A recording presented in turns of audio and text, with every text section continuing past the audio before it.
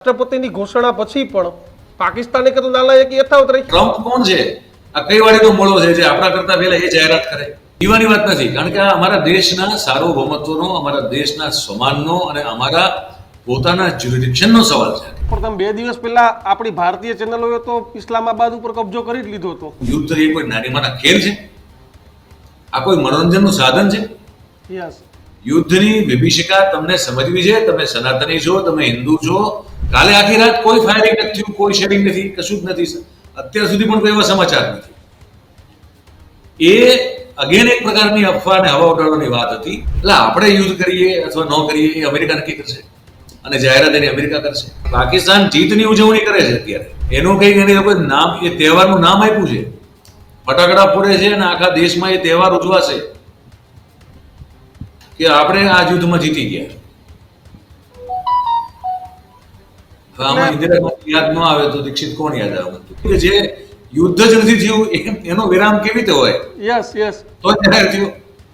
અને પછી જે યુદ્ધ જ નથી થયું એના જીતની ઉજવણી પાકિસ્તાન કરશે. અમેરિકાએ શું ઇન્ટરનેશનલ પ્રેશર આપણા ઉપર બનાવવાનો પ્રયત્ન કર્યો? જે આ નેતાઓ જે હોશિયારી કરતા કરે છે બધા, કે ગુજરાતનો હોય કે ગુજરાત કોનો દીકરો છે એ બોર્ડર ઉપર લડે છે, અત્યારે સીધી ધમકી આપી દીધી કે અમે પાકિસ્તાનને મદદ કરશું. ચાઇનાએ ખુલ્લીને સમર્થન આપી દીધું પાકિસ્તાનને, અને જે શબ્દો હતા તે શબ્દો ચાઇનાનું સમર્થન. એટલે પાકિસ્તાન જે ઉછળકૂદ કરે છે ચાઇના, તુર્કી જેવા દેશો ઉપર કરે છે કે એની પાસે કઈ છે? યુદ્ધ વિરામની વાત કરવા માટે પાકિસ્તાને ભારતને એક રીતે જોઈએ તો પુશ કર્યું, દબાણ ઊભું કર્યું. ચીનને મજા છે. ચીનને આપણી સાથે સીધું યુદ્ધ કરવાની જરૂર નથી. એને પાકિસ્તાનના ખભે બંદૂક મૂકવાની છે.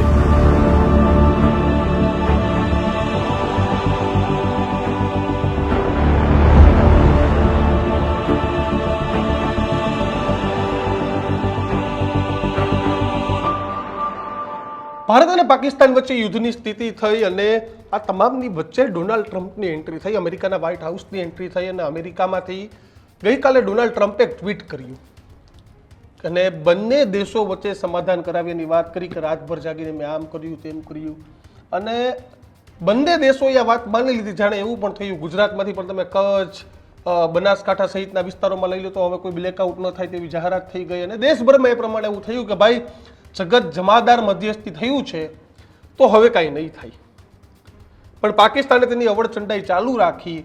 ત્યારે જોકે ગઈકાલે સાંજથી જ અમેરિકાની એન્ટ્રી બાદ દેશની રાજનીતિમાં અચાનક ઇન્દિરા ગાંધીની એન્ટ્રી થઈ ગઈ. આર્યન લેડી, પાકિસ્તાનના 2 ટુકડા કર્યા, બાંગ્લાદેશને અલગ કર્યું. અને એ સમયે એવી વાત છે, જોકે મારો તો જન્મ નહોતો થયો, પણ એવી વાત છે કે અમેરિકાએ જ્યારે પાકિસ્તાનના 2 ટુકડા થતા હતા અને બાંગ્લાદેશ અલગ દેશ બનતો હતો ત્યારે ઇન્દિરા ગાંધી સાથે વાત કરવાની કરી હતી, પરંતુ ઇન્દિરા ગાંધીએ કોઈની વાત સાંભળી ન હતી અને પાકિસ્તાનના 2 ટુકડા કરી નાખ્યા હતા.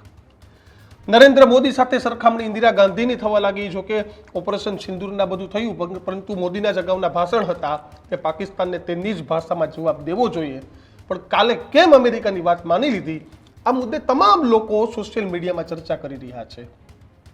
ક્યાંક નરેન્દ્ર મોદીના સમર્થકો એવું પણ કહી રહ્યા છે કે 2008માં તાજ ઉપર એટેક થયો, ગુજરાતમાં અક્ષરધામ પર હુમલો થયો, ત્યારે કોંગ્રેસની સરકાર હતી ત્યારે શું કરતા હતા. અને આ જ મુદ્દા આજે આપણે ચર્ચા કરવી છે કે ખરેખર કેમ ઇન્દિરા ગાંધીની એન્ટ્રી ગુજરાત સહિત દેશભરના રાજકારણમાં થઈ. આપણી સાથે વરિષ્ઠ પત્રકાર અને ધ ગુજરાત રિપોર્ટના એડિટર મયુર જાની જોડાયા છે. મયુર જાની ઓફિશિયલ કરીને હિન્દી યુટ્યુબ ચેનલ પણ ચલાવી રહ્યા છે. મયુર દાદા, સ્વાગત છે આપનું ન્યૂઝરૂમમાં. થેન્ક યુ દોસ્ત, થેન્ક યુ. શું કહેશો? અને નમસ્કાર તમને અને આપણા બધા દર્શકોને પણ. બિલકુલ નમસ્કાર. શું કહેશો ઇન્દિરા ગાંધીની એન્ટ્રી ગુજરાતના દેશના રાજકારણમાં કઈ રીતે જુઓ છો? ઇન્દિરા ગાંધીની એન્ટ્રી દેશના રાજકારણમાં કેવી રીતે થઈ એ આખો અલગ સબ્જેક્ટ છે. પણ હું આ મુદ્દાને લઈને કહું છું, અત્યારના રાજકારણ, યુદ્ધના મુદ્દાને લઈને. હા ભાઈ, એ તો જો આ બહુ સારો સબ્જેક્ટ ઉપાડ્યો છે. મેં કીધું કે તમે છે ને, મને એટલા માટે ગમ્યું કે આજના પરિપ્રેક્ષમાં, સાપેક્ષમાં તમારે ક્યારેક ઇતિહાસના પાના ઉખેડવા પડે અને એ વસ્તુ બહુ સમજવી જરૂરી છે. હવે આને કોઈ માને ન માને એમની મરજીની વાત છે, પણ મને ખબર છે કે હું માનું છું, એટલે હું તમારી સાથે શેર કરું. તમારે માનવી તો માનો, ન માનવી ન માનો. તમારો જે વર્તમાન છે ને એનો ઘડવૈયો તમારો ભૂતકાળ છે. વ્યક્તિ હોય કે દેશ હોય કે સંસ્થા હોય કે કોઈ પણ હોય. આજે તમે એક સંસ્થા ચલાવો છો, એના પહેલા તમે 10 વર્ષ ફિલ્ડમાં કામ કર્યું, એ તમારો જે 10 વર્ષનો આખો એક ભૂતકાળ છે જેના અંતે તમે એક સંસ્થા ઊભી કરી શક્યા, યસ એ તમારો અત્યારનો વર્તમાન છે. એ તમને વર્તમાન અને ભૂતકાળ સાથે સાથે જીવાતા હોય છે. પ્રતિ ક્ષણ એક વીતતી ક્ષણ એ ભૂતકાળ છે. તમે સમજ્યા? એટલે આપણે બે કાળમાં સાથે જીવીએ છીએ, વર્તમાન અને ભૂતકાળમાં. યસ ભવિષ્ય એના ઉપરથી બંધાય છે, નક્કી થાય છે. એટલા માટે કે આ સૃષ્ટિનો નિયમ છે એમાં કે હું કહું છું નથી, આ થાય છે એટલે આપણે કહીએ છીએ. તો ભૂતકાળને યાદ કરવો અથવા જરૂર પડે ત્યારે ભૂતકાળમાંથી, ઇતિહાસમાંથી બોધપાઠ લેવો. જે લોકો કંઈક બહુ સારું કરી ગયા હોય એમને ફરીથી રિવિઝિટ કરવા, એમને સમજવા, એમનામાંથી શીખવું બહુ જરૂરી છે. તો એટલા માટે ગઈકાલથી ઇન્દિરા ગાંધીને સોશિયલ મીડિયા ઉપર એક તોફાન ઉઠ્યું છે જેમાં એમને યાદ કરવામાં આવે. શું કામ કરવામાં આવે? 1971ના યુદ્ધમાં આપણે એવું કે આપણને શોખ નતો કે આપણે કૂદી પડ્યા હતા. દર્શકોને સમજવું જોઈએ. જો એ વખતે બે પાકિસ્તાન હતા 1971. એક આપણે આ બાજુ જે અત્યારે છે એ અત્યારે આ બાજુ જે છે જે ઓરિજિનલી અત્યારે પણ છે 4 સૂબા વાળું પાકિસ્તાન. બીજું પાકિસ્તાન હતું એ બાંગ્લાદેશ જેને આપણે અત્યારે ઓળખીએ છીએ એ હતું પૂર્વ પાકિસ્તાન. યસ અને વિચાર કરો કે કેટલી કપરી ભૌગોલિક સ્થિતિ હતી. વચ્ચે આવડો મોટો આપણો દેશ અને પાકિસ્તાન આ તરફ પણ ખરું ને પેલી તરફ પણ ખરું. અને પાકિસ્તાન છે ને એનું સર્જન એ રીતે થયેલું છે કે ત્યાં લોકતંત્ર કે લોકશાહી ને ખીલવા માટેની કોઈ જમીન નથી. તમે સમજો, મૂળભૂત રીતે સામંતશાહી વિચારધારાવાળા, જમીનદાર માનસિકતા ધરાવતા મોટાભાગના એ લોકો છે. અને લાટ સાહેબો, નવાબ સાહેબો, બાકી બધી જે છે એ પ્રજા છે. તો પ્રજા એ હંમેશા પીસાય અને જે માલિક હોય એ એમને શોષણ કરે. તો એ હવે બે પ્રજાની તાસીર અલગ છે. જુઓ તમે, પાકિસ્તાન જે પશ્ચિમ પાકિસ્તાન જે છે એની તાસીર અને બાંગ્લાદેશ જે અત્યારે આપણે ઓળખીએ છીએ, જે આપણા બંગાળમાંથી, આપણા વેસ્ટ બેંગોલમાંથી એ ઈસ્ટ બેંગોલ તરીકે છૂટું પડ્યું, એ લોકોની તાસીર, ત્યાં મુસ્લિમ પોપ્યુલેશન મેક્સિમમ છે એટલે એ દેશ બન્યો પાકિસ્તાન તરીકે. પણ એ લોકોના માનસિકતામાં હાથી ઘોડાનો ફરક હતો. વેસ્ટ પાકિસ્તાન તરફથી ખૂબ મોટા પ્રમાણમાં દમન કરવામાં આવતું હતું. અને એ દમનના કારણે એ સમયે 1971માં બહુ મોટા પ્રમાણમાં પૂર્વ પાકિસ્તાનના જે નાગરિકો હતા એ આપણા દેશમાં, ભારતમાં જંગી માત્રામાં, બહુ મતલબ ભારે માત્રામાં એ ઘૂસપેઠ કરતા. હવે એટલી બધી ઘૂસપેઠ વધી ગઈ હતી કે આપણે સાચવવા ભારે થઈ ગયા હતા. એટલે એના પેલા ડાયલોગ છે, આ બધું થયું છે. કોઈ ઇન્દિરા ગાંધી કે કોઈ વિઝન વગરના નેતા નહોતા, વિઝનરી હતી એ લીડર. જ્યારે કોઈ વસ્તુ અસરકારક ન થઈ પછી યુદ્ધ કરવાનો નિર્ણય, એ પણ શેના માટે?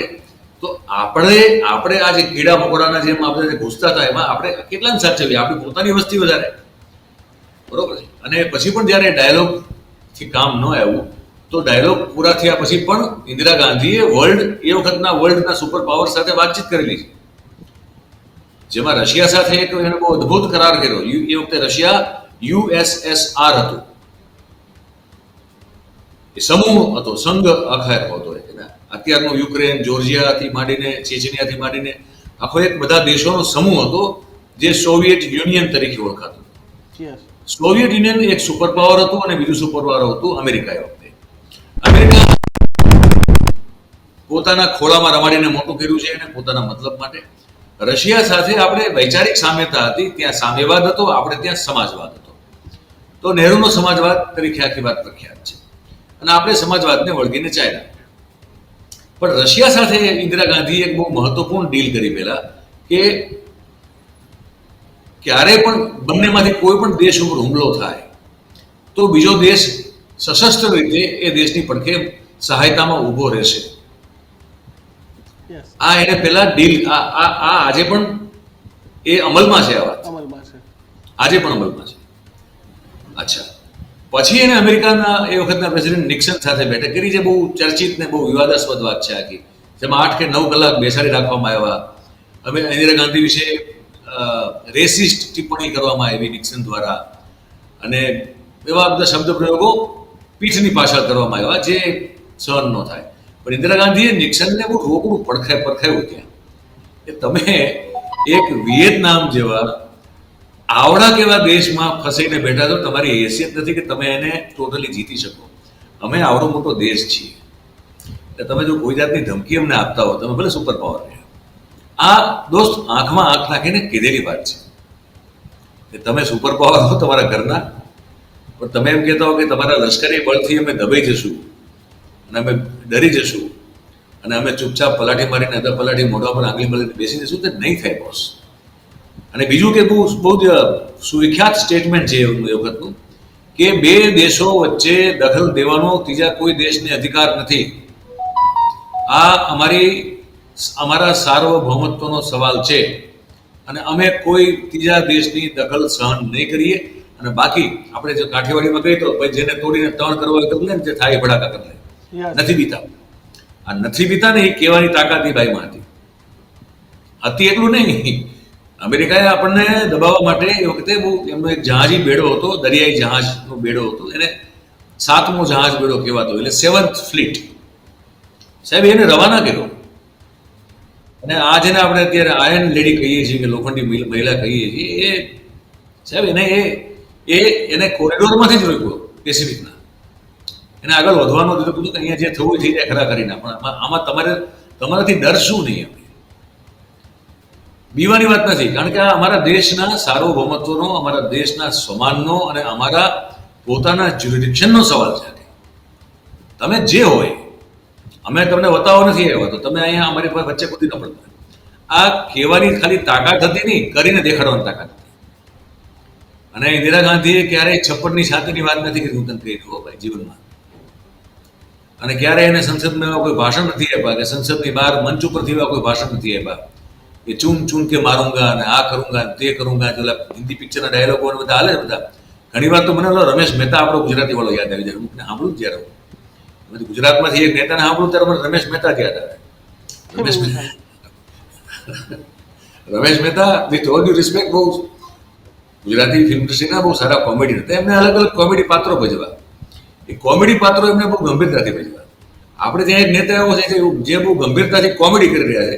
એને કોઈ કહેતું નથી કે તું હાસ્યાસ્પદ લાગે ભાઈ, તું હાવ બાબલા જેવો એક નંબરનો, તને હજી મૂછું ફૂટી નથી એવું દેખાઈ આવે છે, તને ભૂલથી એક પદ મળી ગયું છે, તારો કોઈ અભ્યાસ નથી, તારો કોઈ ભણતર નથી, તું નસીબના જોરે બેઠેલો માણસ છો, પણ કમસે કમ બોલવા ચાલવામાં વર્તનમાં તો ભાન રાખ. જ્યાં હું એ ડાયલોગ ક્યાં ઠોકાઠોક કરે છે આપણે આવા આપણે ઘણા બધા જોઈએ. તો એવા બધા આપણે તુલના કરવાનું મન થાય એવા કેરેક્ટરો આજે આપણી રાજનીતિમાં આપણને જોવા મળે. ઇન્દિરા ગાંધી એ નહોતી. ઇન્દિરા ગાંધી બહુ સંયમિત બોલવાવાળી પાઈ હતી. The lady was a very disciplined, very decent, always maintain the decorum. કોઈ ઉલઝુલ વાત નહીં, કોઈ બકવાસ નહીં, કોઈ એવા ભડકાઉ ભાષણો એના જીવનમાં ક્યારેય કર્યા નથી. 2 કટકા કરી નાખ્યા પેલા, સમજ કરી નાખ્યા ભાઈ એમાં એને. અને એ પછી એને કોઈ એમાં કોઈને ઢોલ નથી પીટા. 3 ડિસેમ્બર 1971 રોજ મારા ખ્યાલથી યુદ્ધ ચાલુ થયું હતું. અને કેટલા દિવસમાં પૂરું કર્યું ખબર છે? 16 ડિસેમ્બર 1971 યુદ્ધ વિરામ પૂરું કર્યું. અને હથિયાર હેઠા મૂકવા બેઠા. પાકિસ્તાન તબાહ થઈ ગયું, ત્રાહી થઈ ગયું. અને રીતસરી વિડીયોગ્રાફી થઈ. પાકિસ્તાનની સૈન્ય હથિયાર નીચે મૂકે છે, સાઇન કરે છે, ભારતીય સૈન્ય જનરલ નિયાઝી હતા. જનરલ નિયાઝી જો મને બરોબર યાદ હોય તો આપણા તરફથી જનરલ અરોરા હતા, શરણાગતિ સ્વીકારવા માટે હાજર રહેલા. અને એમના તરફથી જો મને ઠીકથી યાદ હતો જનરલ નિયાઝી હતા, જેણે પિસ્તોલ પોતાની આપીને નીચે મોટી કરીને શરણાગતિ ઉપર દસ્તખત કરેલા હતા. અને એ વખતે તને ખબર છે ભાઈ, આપણે પાકિસ્તાનમાં આપણી થલ સેના ક્યાં સુધી ઘૂસી ગઈ હતી. આપણે ધાર્યું તો પકડી રાખ્યું હોત તો અડધું પાકિસ્તાન આપણું હતું અત્યારે આપણી પાસે. એ જો આપણે પકડી રાખ્યું હોત, 1 લાખની આસપાસ કે કદાચ ઉપર તો આપણી પાસે યુદ્ધ કેદીઓ આપણી પાસે બંધ થાય, આપણે ધાર જ એ કરાવી શકત જીતા પછી એ. પણ એ આખું એક અલગ કલ્ચરમાંથી આવતી એ મહિલા હતી. એણે કીધું કે અમારે તમને પાઠ ભણાવવાનો હતો. અમે કોઈ અત્યાચારી, ક્રૂર કે જેને કહેવાય ને કે ભાઈ આક્રમણખોર, યુદ્ધખોર પ્રજા નથી અમે. પણ તમે જો અમારી સળી કરશો તો જડવા કાઢી નાખશો તમને. એ જડવા કાઢીને ખબર એ વખતે. અને પછી કીધું કે હવે તમે જો હવે ડાપણથી રહેવાનો તો જાઓ બધું પાછું આવ્યું. એટલે તમે સમજો, અધરવાઇઝ તો આપણે મેં કીધું કે પંજાબ તો આપણું અત્યારે જે 2 પંજાબ છે, આપણું એક ને એમનું એક, એ તો આપણે લઈ લીધું હતું ઓલમોસ્ટ. અને પછી ત્યાંથી કે ઇસ્લામાબાદ બહુ દૂર નથી, ત્યાંથી ભૌગોલિક દ્રષ્ટિએ પણ ઇસ્લામાબાદ એટલું બધું દૂર નથી. પણ તમે 2 દિવસ પહેલા આપણી ભારતીય ચેનલોએ તો ઇસ્લામાબાદ ઉપર કબજો કરી જ લીધો હતો. આ બધામાં છે ને આ બધાની વાત ખરેખર છે ને, હું માનું છું કે દેશદ્રોહનો ગુનો લાગવો જોઈએ, પહેલી વાત. બીજી વાત, સેનાના નામ ઉપર આ લોકોએ બટ્ટો લગાડ્યો. તમે તમારી સેનાને જૂઠી પાડી રહ્યા છો. તમે જે દેશભક્તિનો આંચળો ઓઢીને જે ફરો છો, એસી સ્ટુડિયોમાં બેસીને તોપને મિસાઇલના ધડાકાના ભડાકા કરાવો છો, હું એ લોકોને નાલાયક કહું છું. જે આ કામ માટે લાયક નથી એવા લોકો ત્યાં બેઠા છે. તમારું બ્રીફિંગ સવાર સાંજ થઈ રહ્યું છે, ત્યાં શું કહેવામાં આવી રહ્યું છે? તમે એમ કહો કે કોઈ અજ્ઞાત સરહદ ઉપરથી આપણી સેના ઘૂસી ગઈ છે. કોણ, ક્યાંથી ઘૂસી ગઈ? ઇસ્લામાબાદ ઉપર કબજો, કરાચી મતલબ એવો થાય પાકિસ્તાન ઉપર આપણો કબજો થઈ ગયો, ઇસ્લામાબાદ ઉપર કબજોનો મતલબ એવો થાય. હા, અરે કોઈ ભલા માણસ, કોઈ સેન્સ છે, કોઈ અકલ જેવી વસ્તુ છે. અને બીજું હું મારું બહુ સ્પષ્ટ માનવું છે, હું આ કામ કરી રહ્યો છું અને 28 વર્ષ થઈ ગયું. જો નબળી કેરી તો છે દરેક પેટીમાં આવવાની જ છે. કોઈ પણ તમે કેરીની પેટીમાં કહો ને, એક તો નબળી આવવાની છે. ધ્યાન શું રાખવું પડે કે નબળી તાત્કાલિક ગોતી પેલા બહાર કાઢી નાખવાની, એટલે બાકીની ન બગડે. આપણે ત્યાં શું થયું છે કે એ જે નબળી કેરીઓ છે ને એને જ અદ્ભુત કેરી ગણવામાં આવી, એને જ બધું સોંપવામાં આવ્યું. એટલે એને પછી જે બગાડ કર્યો છે ભાઈ આખા દેશમાં, આ બધી નબળી કેરીઓ એ ખરેખર આમ તમે કહો કે રસના ઘૂંટડા લેવાનું મન થાય એવી કેરીઓ બધી બગડી ગઈ. પત્રકારોની કઈ ખોટ થોડી હતી આ દેશમાં, એકથી એક ચડેવા. પણ એ જે બગાડ છે, એ જે ફેલાણો ને, એ ગુજરાતમાં ફેલાણો, સૌથી પહેલા ગુજરાતમાં ફેલાણો. એની શરૂઆત 2003થી થઈ ગઈ. તો આપણે નજરે જોયું બધું. જૂથવાદ ઉભો થઈ ગયો, આનો પક્ષને સરકારની ચમચાગીરી કરો એ વખતે તો તમે સારા પત્રકાર ને તમે જો સવાલ ઉઠાવો તો કે આપકો કુછ અચ્છા નહીં લગતા. એટલે આ તો બધા પ્રશ્નો થયેલા છે. એટલે આ બધા એ જમાતના લોકો, એક લોકો મેજર ગૌરવ આર્ય છે, 4 વર્ષ સેનામાં રહ્યો. કેટલા એ જે ધડાકા ભડાકા કરે છે ને, ઉભો છે. 94માં એ કમિશન થયું તો 99ના કારગિલ પહેલા તો એ ભાગીને જતો રિટાયર થઈ ગયો સ્વેચ્છા. હવે જેને કોઈથી નથી વોર ફિલ્ડ જોયું નથી, કોઈને ટેક્ટિકલ ફાઇટ કરી ક્યારે, 4 વર્ષમાં એ સેના છોડીને જતું રહ્યું. મારો દીકરો આપણને ભાષણ આપે, ઉભા તમને કોઈ કરાચી કોર્ટને એમ કે વિક્રાંતને કોઈ ઉડાડી દે, ખતમ કરે. એટલે બધા મારા યુદ્ધ એ કોઈ નાની માના ખેલ છે? આ કોઈ મનોરંજનનું સાધન છે? યુદ્ધની વિભીષિકા તમને સમજવી છે. તમે સનાતની છો, તમે હિન્દુ છો, એક કામ તો કરો, ખાલી ખરેખર મહાભારત વાંચો તો ખરા. ખાલી કઈ તો ચાલો શાંતિ પર્વ વાંચો, ચાલો જાઓ. હે ને, હિન્દુ જ છે ને આપણે. એ જે યુદ્ધની વિભીષિકા, ભીષણતા, એની કરુણતા, યુદ્ધ પતી ગયા પછી જ્યારે 18 અક્ષોની સેનામાંથી મોટા ભાગનો વિનાશ થાય ને વાંય કોઈ વધતું નથી, પછી શું સ્થિતિ છે એ તમને મહાભારત કહે છે. વાંચવું કઈ છે નહીં. એની કૂટનીતિ શું હતી, એટલે એમ ન પાડી દેવાનું. તમે કોન્સિક્વન્સીસ તો સમજો યાર. યુદ્ધ જે કરવું પડે તો કરો. ઇન્દિરા ગાંધીએ કર્યું ને, પણ ઇન્દિરા ગાંધીએ યુદ્ધ કરતા પહેલા તમામ પ્રયાસો કર્યા કે યુદ્ધ ન થાય. આજની પેઢીને ખબર હોય કે ન હોય તો વાંચવું જોઈએ લોકોએ. એને તમામ પ્રયાસ કર્યા કે યુદ્ધ ન થાય. પછી એને લખ્યું હવે કરવું પડશે. સાંભળો, પછી ઇન્ટરેસ્ટિંગ વાત છે. પછી એને તો ચોમાસામાં કરી દેવું હતું. આ પ્રોસેસ લાંબી ચાલેલી છે, 9-10 મહિના. એને જનરલ અમારા આપણા જે ફિલ્ડ માર્શલ જે છે અદ્ભુત અદ્ભુત વ્યક્તિત્વ સેમ માણેકશા, સેમ સરને બોલાવ્યા. એને કીધું કે સેમ આ સિટીઝન આપણે આ કરવું પડે એમ છે. સેમ કીધું કે જો એ વખતે તો લશ્કરની રીઢની હડ્ડી કેવી, કમર કેવી હતી. માણેકશાએ કીધું કે સ્વીટી તું કેમ ન થાય. He use the word sweetie. He was Parsi બાબા હતા, બહુ અદ્ભુત કેરેક્ટર હતા. એ કીધું એ જે ન થાય. આ કોઈ એવું છે ને કે તમે આદેશ કરો ને સીધા હાલી નીકળી. આમાં બધી તૈયારીઓ કરવી પડે. તમારે મોસમ જોવી પડે, વાતાવરણ જોવું પડે, ઋતુ જોવી પડે. તમારે તમારી સેનાને તમે જેવો ઓર્ડર આપો એના પહેલા સેનાને કેટલા દિવસનું તમારે રાશન પાણીથી માંડીને મેડિકલ એડથી માંડીને બધી કેટલી બધી તમારે રસદ પૂરી પાડવા માટેની પેલી અગાઉથી પેલા વ્યવસ્થા કરવી પડે. યુદ્ધ કોઈ એવું નથી કે આપણે મન થયું હાલી નીકળ્યા તલવારને ધોકા લઈને, એવું નથી. યુદ્ધ એક બહુ વિચાર માંગેલી એવી યોજના છે. એણે કીધું કે સમય જોઈએ મારે. બોસ એને સમય લીધો ઓક્ટોબર નવેમ્બર સુધીનો, ડિસેમ્બરમાં અને 15 દિવસમાં વાર્તા પૂરી કરી. રણનીતિ પૂર્વક. હા, 15 દિવસમાં પૂરું કરી નાખ્યું. તો આ એ ઇન્દિરા ગાંધી હતી. આ એ જનરલ ફિલ્ડ માર્શલ આપણા સેમ માણેકશા હતા. એ વખતના બધા જે અદ્ભુત બીજા જનરલો હતા, જગજીત અરોરાથી માંડીને બધા એ લોકો. એટલે એ સમય એવો હતો.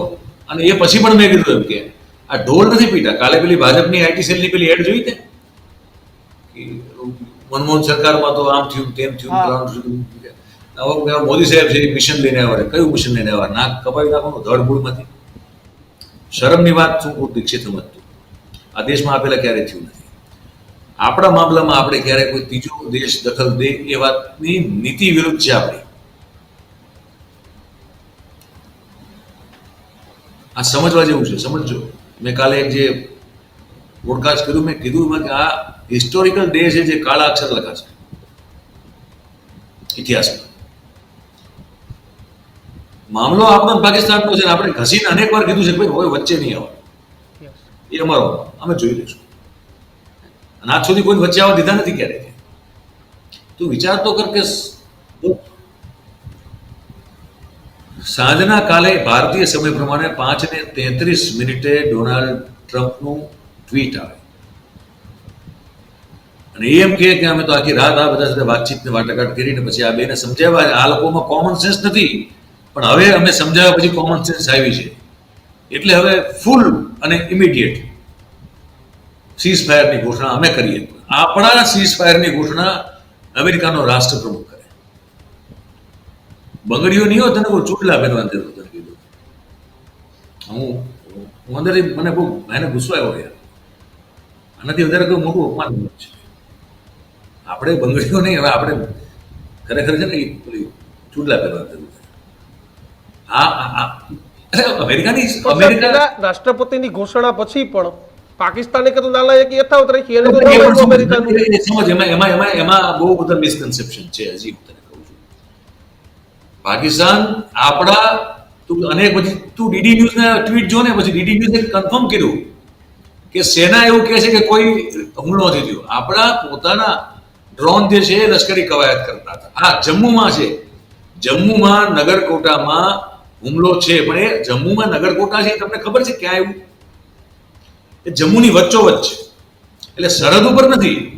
એટલે એ જે છે એ તો આતંકી હુમલો છે મારી સમજ પ્રમાણે. ઓકે, એ કોઈ પાકિસ્તાન સૈન્યનો હુમલો નથી. અને આ લોકો એવું કીધું પણ નથી આપણા તરફથી કે પાકિસ્તાન સેનાનો હુમલો છે. કાલે આખી રાત કોઈ ફાયરિંગ નથી થયું, કોઈ શેરિંગ નથી, કશું જ નથી. અત્યાર સુધી પણ કોઈ એવા સમાચાર નથી.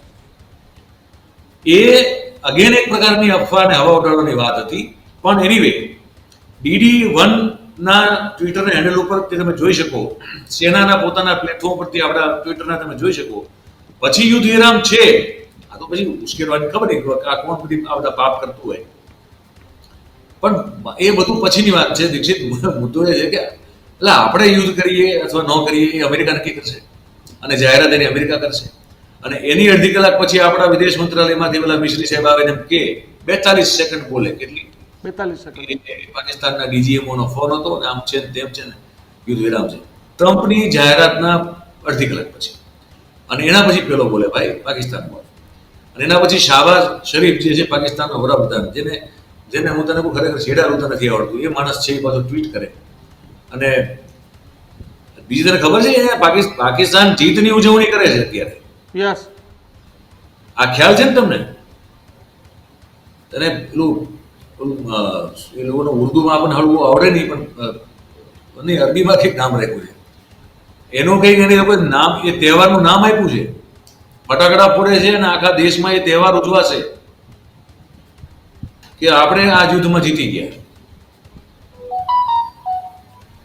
હવે આમાં ઇન્દિરા ગાંધી યાદ ન આવે તો દીક્ષિત કોણ યાદ આવે તું કે બોસ?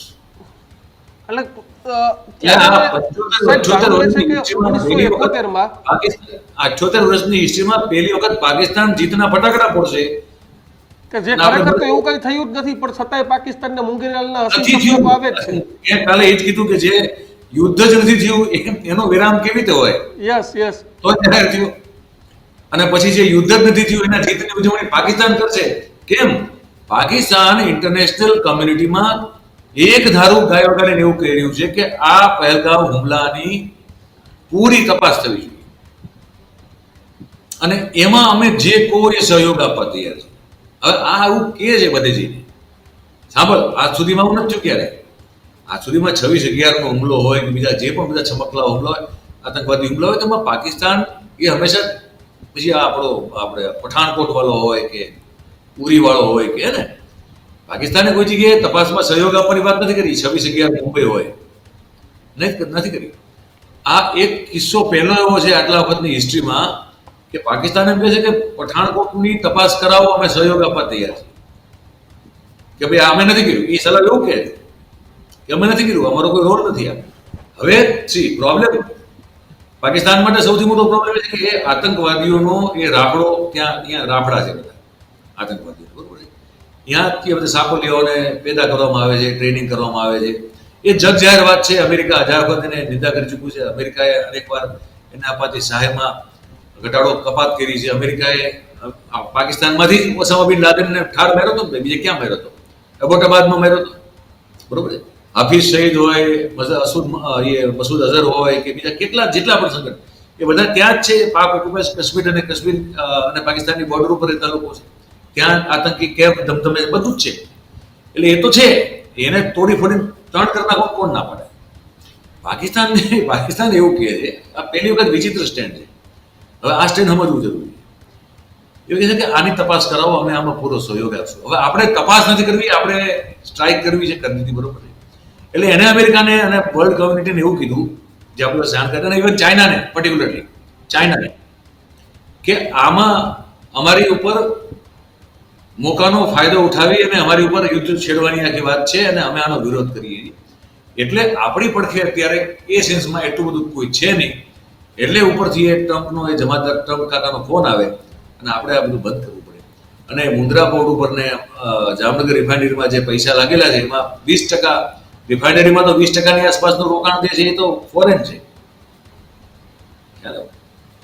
એટલે તમારે તમારા દેશનું સન્માન, તમારા દેશનું નાક, આબરૂ, ઇજ્જત આ બધું જે છે એ અમુક રૂપિયાવાળા અમુક ઇન્વેસ્ટરોને બચાવવા માટે જો તમારે કુરબાન કરવું પડતું હોય તો બધું ધૂળ પડી આવે જિંદગીમાં. સાહેબ, 1971માં છેલ્લો સવાલ, એવું શું અમેરિકાએ શું ઇન્ટરનેશનલ પ્રેશર આપણા ઉપર બનાવવાનો પ્રયત્ન કર્યો? અમેરિકાએ સીધી ધમકી આપી હતી. સીધી ધમકી આપી હતી કે અમે પાકિસ્તાનને મદદ કરીશું, અમે પણ ફિઝિકલી વોરમાં ઝુકાવશું. અમે કીધું કે જે દરિયામાં એમણે જે જહાજી બેડો એમનો અમેરિકાએ મોકલી રવાના કર્યો એનું નામ છે 7th ફ્લીટ.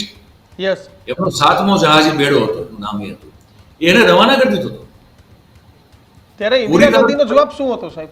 પણ ઇન્દિરા ગાંધીએ કીધું કે જે થાય કરી લો. અને મેં કીધું કે રશિયા સાથે એને પહેલા ઓલરેડી કરાર કરી લીધા ઇન્દિરા ગાંધીએ કે યુદ્ધમાં જો જરૂર પડે તો તમે અમારી સાથે અને અમે તમારી સાથે ઉભા રહેવાનું. એટલે રશિયાનો જે દંડો હતો એ વખતે બહુ મજબૂત હતો. ત્યારે રશિયા એટલે USSR, સોવિયત યુનિયન. એ વખતે એટલે સોવિયત યુનિયને પછી લાખ કરી અમેરિકાને કે ભાઈ જો આમાં તમે પડશો તો પછી અમારે પડવું પડશે. તો આ વખતે આવું શક્ય નતું સાહેબ? આ વખતે આવું કઈ થાય? કારણ કે એ વખતે બાંગ્લાદેશના 2 કટકાની વાત હતી તો આ વખતે બલુચિસ્તાન હતું જ. બલુચિસ્તાન આઝાદ થઈ શકતું હતું.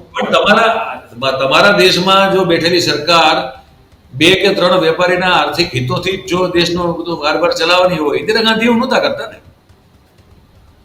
અહીંયા કેવું છે કે જે 2 કે 3 કે 4 જે ઉદ્યોગપતિઓ છે એમના આર્થિક હિતો ને જોખમ ન થવું જોઈએ. હવે પેલું સ્ટ્રાઇક કરે ત્યાં રિફાઇનરીમાં ગમે કરીને એકાદો હુમલો સફળ થઈ ગયો તો ધંધે લાગી જાય, 100%. એ ન થવું જોઈએ. ઇન્દિરા ગાંધી વખતે એવું વિચાર નહોતો એમને આવતો. એ વખતે કારખાનાઓ હતા, એ વખતે મોટા મોટા ઉદ્યોગો હતા, એવું નથી નહોતા. ટાટા અને બિરલા મુખ્ય ઉદ્યોગ જૂથો હતા એ વખતે, અને એ સિવાયના પણ જે છે એ મધ્યમ કક્ષાના ઘણા બધા ઉદ્યોગો આપણે ત્યાં હતા. આપણે પહેલેથી આપણું જેમ જેમ જેમ એગ્રીકલ્ચર રેવોલ્યુશન થયું, જેમ હરિત ક્રાંતિ થઈ હતી, એમ ઇન્ડસ્ટ્રીયલ ક્રાંતિ પણ 70s હતી. એવું તો નહોતું કે આપણે કઈ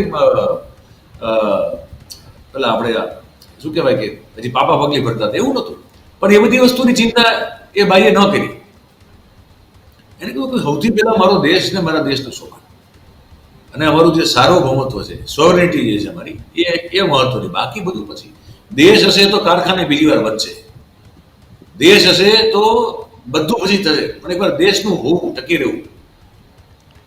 પણ સાહેબ, ભાજપના એક નેતાએ આજે ટ્વીટ કર્યું છે કે आज दिन जिन जिन इंदिरा को याद आ रहे हैं वो 15 अगस्त 2004, 2 अक्टूबर 2004, 5 जुलाई 2005, 28 जुलाई 2005 એટલે આવી 10 તારીખો લખી અને કેવું છે કે આતંકવાદી હમલે પછી તમે કેમ ગજની બની ગયા હતા, અત્યાર સુધી ક્યાં હતા? ફરક એ છે ને કે તમારે શું છે કે તમે રાયનો પાડ બનાવનારી પ્રજા છો ને, કેવી ભાઈ છે એવું ભાજપના. તમારે છે ને માઇક્રોસ્કોપ નીચે રાય મૂકીને પહાડ દેખાડવાનું તમને ટેવ છે. તમે ગાજો વધારે છો, કરો ઓછું છો ભાઈ. એ આખી જુદી માનસિકતા વાળા લોકો હતા. એ આ બધા છે ને ભાઈ કોન્ફિડેન્શિયલ ઓપરેશન્સ હોય. આમાં તમે કોઈ, મારા તો સદનસીબે એવા ઘણા સંબંધો છે રિટાયર્ડ આર્મી ઓફિસર્સ સાથે, ઇન્ટેલિજન્સ ઓફિસર સાથે વાતચીતના, બેસવા ઉઠવાના, સમજવાના. એટલે મને ખબર છે. એટલે હું એઝ અ જર્નલિસ્ટ જ્યારે કહેતો મને ખબર છે એનો મતલબ કે મને ખબર છે, તો જ હું બોલું. બાકી હું કોઈ ફાંકા બુદ્ધારી કરતો નથી. ક્યારે ઘણા બધા ઓપરેશન થયા છે દોસ્ત, પણ એના ઢોલ ન પીટવાના. આ લોકોનો શું દરેક વસ્તુ છે એ તાશેર હોય. આ તેનો જ ઓલા ફોટા લાગી ગયા બધા પેલા બોર્ડિંગ. હવે યાર 75 વર્ષનો ભલા માણસ તમને કહું કે ઓલું ફાઇટર પાયલોટનો સૂટ પહેરીને આમ મોડેલિંગ કરવા નીકળ્યા હોય એવું લાગે, દેશનો વડાપ્રધાન સારો લાગે છે. શહીદના ફોટા, જે જાન ગુમાવે છે, સેનાના જવાનો, પેરામિલિટરી ફોર્સના જવાનો, સશસ્ત્ર દળના જવાનો જે આમાં શહીદ થયા, હીરો આપણા એ હોય કે આ ભાઈ જે ફોટા પડાવે એ હોય? સૈન્ય જ આપણો હીરો હોય. અને બીજું કે આ લોકો આ મોટું એક ભ્રમ ફેલાવે છે કે તમે સરકારને સવાલ પૂછો, તમે સેનાને પૂછો. અરે ભાઈ બતાવો, સેના કે તમારા બાપાની છે? સેના દેશની સેના, સેના ભારતની સેના છે. અને ભારત કોણ છે? આપણે બધા ભારત છીએ. યસ. ભારત કોઈ ભારતીય જનતા પાર્ટી એ ભારત નથી જે હાલી નીકળ્યા છે કે તમે સેના. અરે ભાઈ, સેનાને ઉપર જિંદગીમાં અમે સવાલ ન ઉઠાવીએ કે શું કામ ઉઠાવીએ? એ સેના છે તો આપણે છીએ, બાકી તો ભલામણ તમારા ભરોસે રહેવાતું છે. અને ઓપરેશન કરીને સેનાએ જવાબ આપ્યો છે, એ હકીકત છે. 9 ઠેકાણો ધ્વસ્ત કરી દીધા. વિડીયો આવ્યા ને પાકિસ્તાનને રાતે પાણી રેડ્યું કે ભાઈ અમારા ઉપર 9 જગ્યાએ હુમલા થયા, આ થયું, ઓલું થયું. અરે હું એમ કહું છું દીક્ષિત, આમાંથી એક જે આ નેતાઓ જે હોશિયારી કરે છે બધા, ગુજરાતનો હોય કે ગુજરાત, કોનો દીકરો છે એ બોર્ડર ઉપર લડે છે અત્યારે? કોઈનો નહીં. મને ખબર નથી. કોઈ નામ આપો મને હોય તો. કોઈ નેતાને નહીં. હે? નહીં છે કોઈ દીકરો? તમે ये कर दूंगा ને वो कर दूंगा ને खून बहा देंगे, પણ તમારા કોઈક એકાદા તો તમારા નવાબજાદાને અહીંયા મોકલો તો ખરા. ત્યાં એકવાર સિયાચીનની હાડ ગળમે કેવી ઠંડીમાં 6 મહિનાની ડ્યુટી તો કરવા દો ત્યાં. બિલકુલ. એટલે હાલી નીકળેલી પ્રજા છે. એટલે ભારતીય જનતા પાર્ટી અને ભારતીય જનતા પાર્ટીની સરકાર અને સેના એ એક નથી. એટલે એવા કોઈ વહેમમાં રહે નહીં, કોઈને રાખે નહીં. જે સત્તામાં બેઠા છે એને સવાલ તો પૂછાશે, હાડી હાથ પૂછાશે. અને એનો મતલબ એ નથી કે અમે સેનાને સવાલ પૂછીએ. સેના આખી વસ્તુ અલગ છે. મેં કીધું સેના કોઈના બાપની જાગીર નથી. સેના કોઈના ઘર કોઈની જાગીર છે તો એ આ દેશના નાગરિકોની છે. સેના દેશના નાગરિકો માટે લડે છે. સેના દેશ માટે લડે છે. સેના કોઈ સરકાર માટે નથી લડતી. સરકારો આવે ને જાય ભાઈ. આજ આ છે કાલ પરમથી બીજું હશે. એને સેનાને શું લાગે? એટલે આજે ઇન્જેક્શન મારે છે ને આ લોકો જે ખોટું જે ભ્રમનું કે એ બધામાંથી જે સાંભળતા હોય દર્શકો એ નીકળી જાય ભ્રમમાંથી બહાર હોય તો ના આપણે કેમ બોલાય. સેના અને સરકારમાં જમીન ને આસમાનનો ફરક છે. સરકારો આવતી રહે ને જતી રહે, સેના જે છે એ છે. અને આ લોકોએ તો જે કામો કર્યા છે, 1,20,000 સૈન્ય દળ ખૂટે છે. આપણને ખબર 3 વર્ષથી ભરતી નથી, 4 વર્ષથી સેનામાં પદો ઘટી રહ્યા છે, સંખ્યા ઘટી રહી છે, ભરતી નથી થઈ રહી. પેલો મોટી મૂછો વાળો છે ને, પેલો જનરલ જીડી બક્ષી જે દેખાડા પાડે બોલતો હોય, એ તો હવે લોહીના આંસુ રોવે છે. એ જે આ સરકારની જે ચમચાગીરી કરતો હતો આજથી 2 વર્ષ પહેલા, હવે એ ગાળો દે છે. એ કહે છે કે તમે સેનાની સ્ટ્રેન્થ ઘટાડી દીધી, ભરતીઓ નથી થઈ રહી. પહેલા નેપાળની ગોરખા રેજિમેન્ટમાંથી બ્રિટન પણ ભરતી કરતું, આપણે પણ કરતા. બ્રિટને ચાલુ રાખી, પણ આપણે કોરોનાથી બંધ કરી. ઓવરઓલ ભરતી નથી થઈ રહી. અગ્નિવીર એ કોઈ ફૂલ ફ્લેજેડ પેલો નથી, સોલ્જર નથી. 4 વર્ષ માટેનો રહ્યો. હા, તમે સેનાની સ્ટ્રેન્થ તમે 1,20,000 ની ઉપર તો તમે તમારા રિટાયર્ડ થઈ ગયા, નીકળી ગયા, એ જગ્યા તમે ભરી નથી. આ તો શું છે, સંપૂર્ણપણે મૂર્ખ બનાવતી આ ફેક્ટરી છે આજે બેઠા છે લોકો સત્તામાં અત્યારે. અને બીજું કે આપણે ન કીધું, આપણે જો કહેવત છે ને આપણે કે ચોરી ઉપર સીના ચોરી, ખોટું તો કરવું ઉપરથી પાછી છાંટી ઠોકીને એમ કેવું કે ના આ જ બરોબર છે. આ એ પ્રજા બેઠા છે અત્યારે સત્તામાં. એટલે તમને સવાલ પૂછી એનો મતલબ એ સેનાને પૂછી છે. સેના તો અમારા હાથ માથા ઉપર, બિલકુલ લશ્કર અમારા હાથ માથા ઉપર. બિલકુલ સાહેબ, પત્રકારો સવાલ નહીં પૂછે તો કોણ સવાલ પૂછશે? સીધી વાત છે ને કે મેં કીધું કે આ કોઈનું ખેતર છે કે ગમે ખેડી જાય, તો ત્યાંથી આજે તો મૂર્ખ બનાવીને જ બેઠા છે બધા. એટલે એ જે છે ને હવે એમાં હવે એ કે આ જે સાલો ગણાવી બધી એમાં શું કીધું, તમને શું કામ કોઈ કેવા આવે? આખી જાહેર કરવાની વસ્તુ છે. અને તમને ખબર છે આ બધું પાછું જે ઓફિશિયલ ડોક્યુમેન્ટેશન હોય એમાં તો છે જ આ બધું. તમે યાર કોમનવેલ્થનો ગોટાળો સાબિત નથી કરી શકતા તમારી જ સરકારમાં. તમે 2G સાબિત નથી કરી શકતા, તમે કોલસાનો ગોટાળો સાબિત નથી કરી શકતા. તમે કાવતરના ભાગરૂપે પેલા CAG ના જે ઓડિટર હતો વિનોદ રાય, એને તમે તમારા કાવતરનો હાથો બનાવો અને પછી એ જ માણસ 7 થી 1.5-2 વર્ષ પહેલા બોલે કરો કે હું મારાથી ખોટું તારણ નીકળી ગયું. તમે દેશને મૂર્ખ બનાવીને સત્તા પર બેઠેલા લોકો છો. અને હું આ કોઈ એમાં એક અક્ષર હું કોઈ જગ્યાએ ખોટો બોલતો નથી, જે હું બહુ જવાબદારીથી બોલું. એટલે આ લોકો પાસે ખાલી આવી બધી આ વાણી વિલાસની જ અપેક્ષા હોય, બીજી કોઈ હોય નહીં. અને એનો મતલબ એ નથી કે હું કોઈ કોંગ્રેસનો ઝંડો નહીં કરું. મારે કોંગ્રેસનો કોઈ લેવા દેવા નથી. મારે કોંગ્રેસને કોઈ લેવા દેવા છે જ નહીં. પણ અને કોંગ્રેસ જ્યાં મૂર્ખામીઓ કરે છે અમે ત્યાં અમે તો એનું વિવેચના, એનું આલોચના પણ કરીએ છીએ. અમારા માટે દેશ અને દેશના લોકો એ સર્વોપરી છે. જે આ જે 140-45 કરોડની પ્રજા છે, જેને પોતાની પડી નથી, અમને સારી એની પડી, લોહી બળતરા એની જ આખી.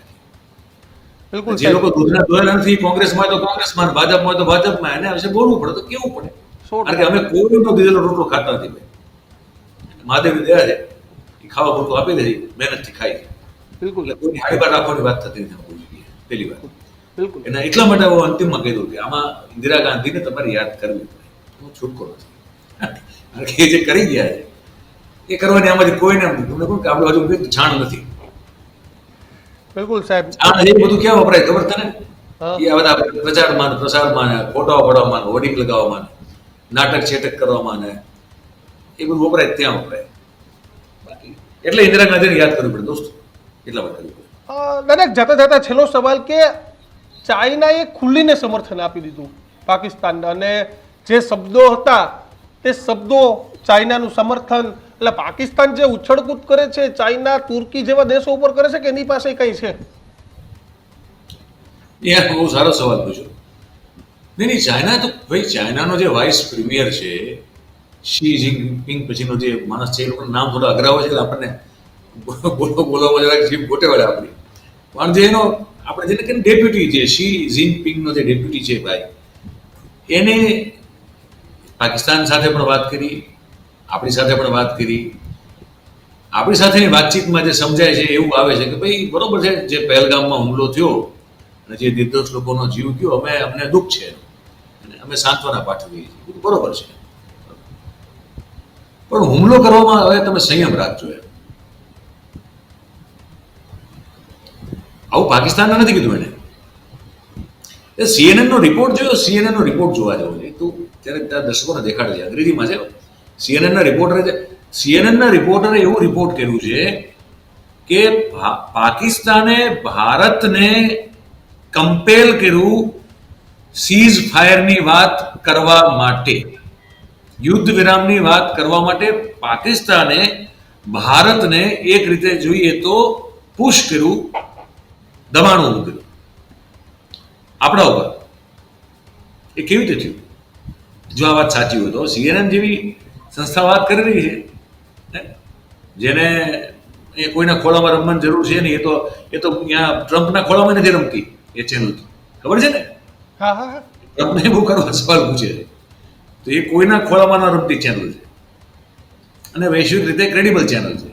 એનો રિપોર્ટ રાખે. ચીનના વાઇસ પ્રીમિયરે પાકિસ્તાન અને ભારત સાથે વાત કરી અને પછી એમાં જે આપણને સમજાણું એ સમજાણું ભારતને, જે જાણવા સમજવા મળે છે કે હવે આમાં આપણે જો આગળ વધ્યા તો ચીન જે છે એને વધારે સહાયતા આપશે, પાકિસ્તાનને વધારે લશ્કરી સહાયતા આપશે, કદાચ જરૂર પડે તો પૈસા પણ આપશે. કારણ કે આમાં ચીનને મજા છે. ચીનને આપણી સાથે સીધું યુદ્ધ કરવાની જરૂર નથી. એને પાકિસ્તાનના ખભે બંદૂક મૂકવાની છે અને ફોડે રાખવાની છે. આપણે જે આ $5 ટ્રિલિયન ઇકોનોમીની વાર્તા છે ને, જે દીક્ષિત, જો હું કોઈ અર્થશાસ્ત્રી નથી પણ મને સામાન્ય સમજ પડે છે, કારણ કે આપણે સતત વાંચતા લખતા અપડેટેડ રહેતા માણસ હોઈએ. બિઝનેસ જર્નલિસ્ટ હું નથી, એ હિમાંશુનું કામ છે. પણ મને જેટલી સાદી સમજ પડે એ પ્રમાણે એ સપનું તમારું જે આપણે દેખાડવામાં આવતું હતું ને, એ સપનું પણ હવે લગભગ છે ને આમ આગું વયું ગયું. તમે વિચાર કરો, તમારા એરપોર્ટો 4 દિવસ બંધ રહેતો, 10-12 એરપોર્ટ, મુખ્ય એરપોર્ટ 4 દિવસ બંધ રહેતો, તમને તમારા આખા દેશના બિઝનેસ સર્કિટ ઉપર શું અસર થાય? મોટી અસર આવે. આ વિચારો ખરા ખાલી કેવી અસર થાય? મોટો પ્રોબ્લેમ ત્યાં થઈ જાય. તમારી આવન જાવનથી માંડી તમારું બધું ઠપ થઈ જાય. ચાઇનાનો ભારત સાથે ધંધો વ્યવસાય, ભારતમાં તમે સમજી લો, તમે ને હું પ્રત્યક્ષ કે પરોક્ષ રીતે રોજ ચાઇનાની કેટલી વસ્તુનો ઉપયોગ કરીએ છીએ, દરેક લોકો. આજે અત્યારે વાપરી છે ને, આ ચાઇનામાં વાપરીને આવે. યસ. આપણે જોઈએ ભારતનું, પણ ભારતનું નથી મળતું. આ મળે શું કરો? ખ્યાલ? જો ભાઈ, એ એક એવો દેશ છે જ્યાં પાણીમાં તરતી કાર બની ગઈ. સમજતો? આ કોઈ મજાક નથી, આ બની ગઈ. એવો દેશ છે કે જેમાં ઉડતી કાર બની ગઈ. પાર્કિંગ માટે તમે જગ્યા ન તો ઉડીને થોડીક વાર માટે તમે પાર્ક થઈ. ત્યાં બસ 330 કિલોમીટરની લિમિટ તોડીને દોડતી બુલેટ ટ્રેનો બની ગઈ. યાર, ત્યાં એકની ઉપર અસંખ્ય ફ્લાયઓવરના તમારું મગજ કામ ન કરે. એ લોકો યાર 24 કલાકમાં ઇમારત ઊભી કરી દે છે. એ આખી જુદી પ્રજા છે. અને બીજું જે પેલો આનો ટીમ કુક છે, એપલનો જે CEO, તમે એની સ્પીચ સાંભળજો. એણે કીધું કે લોકોમાં એવો ભ્રમ હોય કે ચાઇનામાં લોકો એટલે કંપની નાખે છે કે ત્યાં સસ્તું પડે છે, તો કે ખબર નહીં કોઈ બીજી દુનિયામાં જીવે છે. ચાઇનામાં કશું સસ્તું નથી, પણ ચાઇનામાં ટેકનિકલ સ્કિલ સેટ વાળા માણસો એટલી બધી સંખ્યામાં છે કે તમને તમારું પ્રોડક્શન ત્યાં સસ્તું પડી જાય, ઝડપથી થાય છે અને તમારો સમય બચે છે, તમને સસ્તું પડે છે.